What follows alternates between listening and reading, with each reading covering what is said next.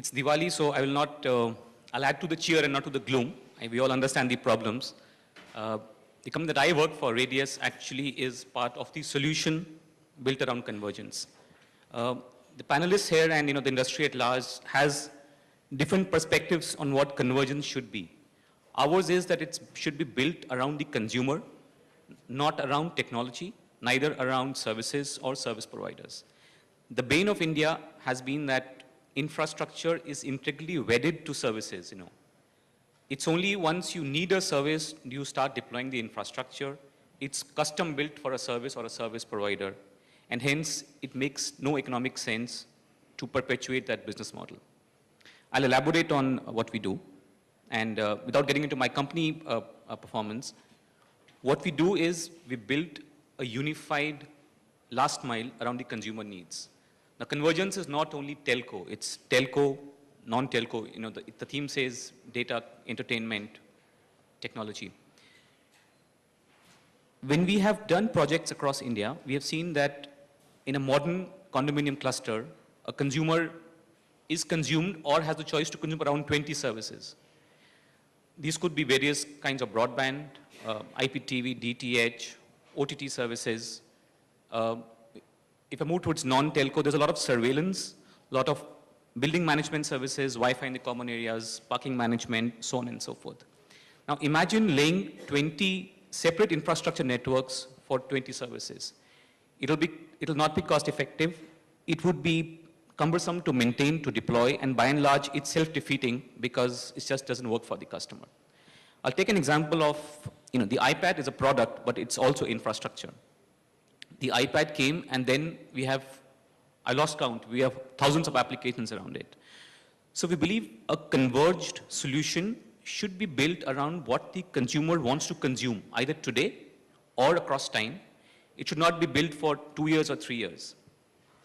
Delving a little deeper, what we do, and that's part of the solution that infrastructure overall faces, is how to connect various pieces of the infrastructure. Towers today are connected by either BTS or microwave or by fiber deployment.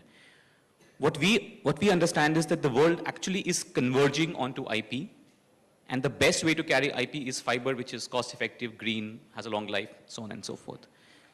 So a converged network, I must admit that we are a largely urban phenomena. We work with private capital, so we do not wear the hat of the USO fund or, we are a strictly urban phenomena. We choose our markets. But if I'm able to serve 1 million customers, I want to give them a converged experience. So on our network, which is a converged network, they can access multiple service providers. It works for the industry because a service provider on my network saves at least 50% of the cost. We spoke of power, manpower.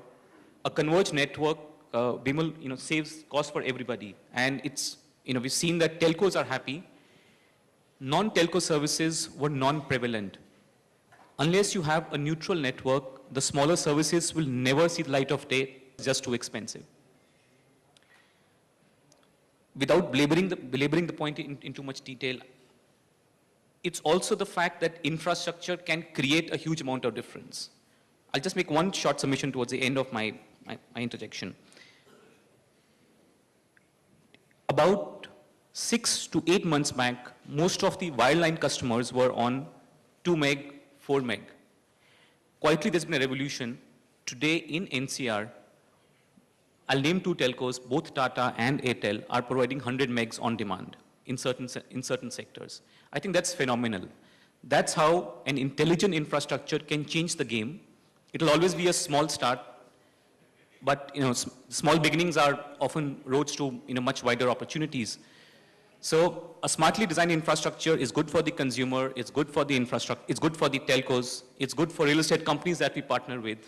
So we are part of a solution. I believe the panelists here have far more solutions, and the issues keeps mounting in a country like India.